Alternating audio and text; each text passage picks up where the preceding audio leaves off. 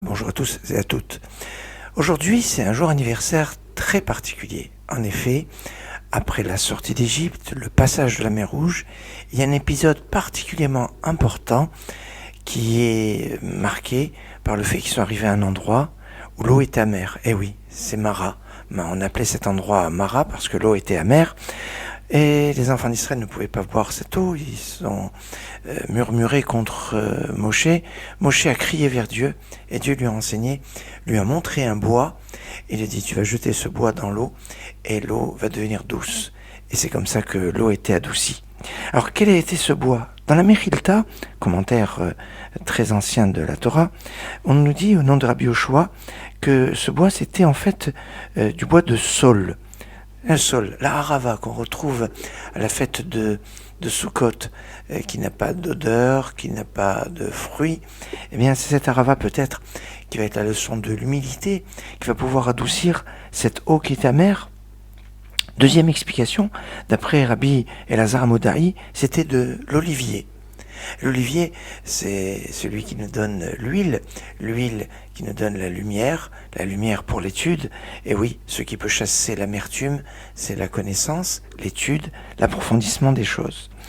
Et puis, il va avoir une autre opinion, c'est Yeshomrim qui va dire que c'était un figuier ou un grenadier.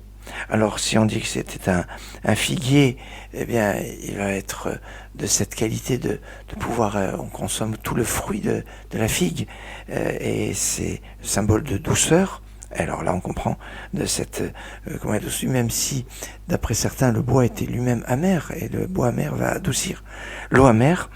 Si je dis que c'est un grenadier, eh bien, la grenade est pleine de mitzvot, pleine de graines. C'est le symbole d'être plein de mitzvot. Plein de mitzvot. C'est ce lieu, Amara, où on a commencé à recevoir des mitzvot. En effet, il y a eu une sorte de mini Matan Torah, une mini révélation de la Torah, où on nous dit que Dieu nous a donné 10 commandements, parmi lesquels le commandement du Shabbat, parmi lesquels le commandement du respect des parents, car dans le texte des 10 commandements est marqué « Tu respecteras le Shabbat comme je te l'ai ordonné ». Ordonné ou quand? Eh bien c'est Amara.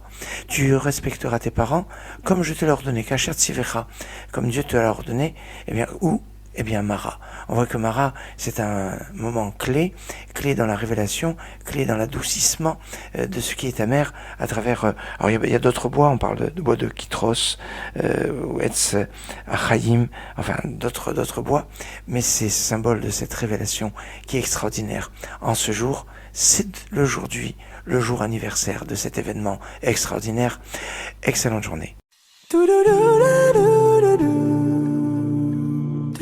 לא אביט לאחוריי, השביל פתוח לפניי, לא יכולתי לחכות, ערכו לי לילותיי, תן לי את היום הזה, תן לי את היום הזה, העגלה עוברת וקוראת אליי, בוא עלה.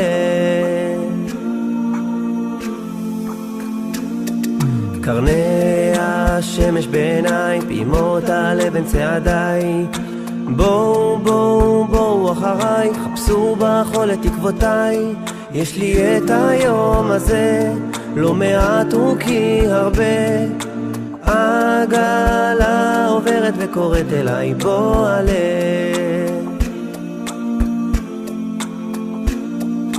קל ברוח תרמילי, מתנופפו על גבי, אצרו בו את ספר תפילותיי, פנקס לרשום בו את שירי, תן לי את השיר הזה, לא מעט הוא כי הרבה, העגלה עוברת וקוראת אליי, בוא עלה, העגלה עוברת וקוראת אליי, בוא עלה.